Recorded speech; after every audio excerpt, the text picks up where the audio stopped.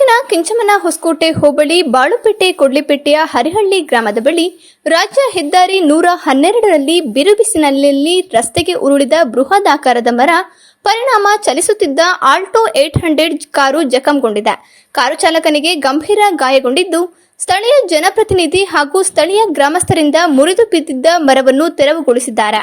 ಕಳೆದ 4-5 ವರ್ಷಗಳಲ್ಲಿ ಇದೇ ರೀತಿ ಟೊಳ್ಳು ಬಿದ್ದ, ಗೆದ್ದಲು ಹಿಡಿದ ಹಳೆಯ ಕಾಲದ ಮರಗಳು ವಾಹನಗಳು ಚಲಿಸುವಾಗ ಮುರಿದು ಬಿದ್ದು 3-4 ಸಾವು ಸಂಭವಿಸಿರುವ ಘಟನೆಯೂ ನಡೆದಿವೆ. ಆದರೂ ಕೂಡ ಎಚ್ಚೆತ್ತುಕೊಳ್ಳದ ಅರಣ್ಯ ಅಧಿಕಾರಿಗಳ ವಿರುದ್ಧ ಸ್ಥಳೀಯರು ಹಾಗೂ ಜನಪ್ರತಿನಿಧಿಗಳು ಹಲವು ಬಾರಿ ಅರಣ್ಯ ಇಲಾಖೆ ಅಧಿಕಾರಿಗಳಿಗೆ ಈ ಬಗ್ಗೆ ದೂರು ನೀಡಿದ್ರು. ಆದರೂ ಕೂಡ ನಿರ್ಲಕ್ಷ್ಯ ವಹಿಸಿದ್ದಾರೆ. ಮುರಿದು ಬೀಳುವಂತಹ ಅಪಾಯಕಾರಿ ಮರಗಳನ್ನು ತೆರವುಗೊಳಿಸುವ ಕಾರ್ಯಾಚರಣೆಗೆ ಮುಂದಾಗಿಲ್ಲ. ಇದಕ್ಕೆಲ್ಲ ಅರಣ್ಯ ಇಲಾಖೆ ಅಧಿಕಾರಿಗಳೇ ನೇರ ಹೊಣೆ ಎಂದು ಆಕ್ರೋಶ ವ್ಯಕ್ತಪಡಿಸಿದ್ದಾರೆ.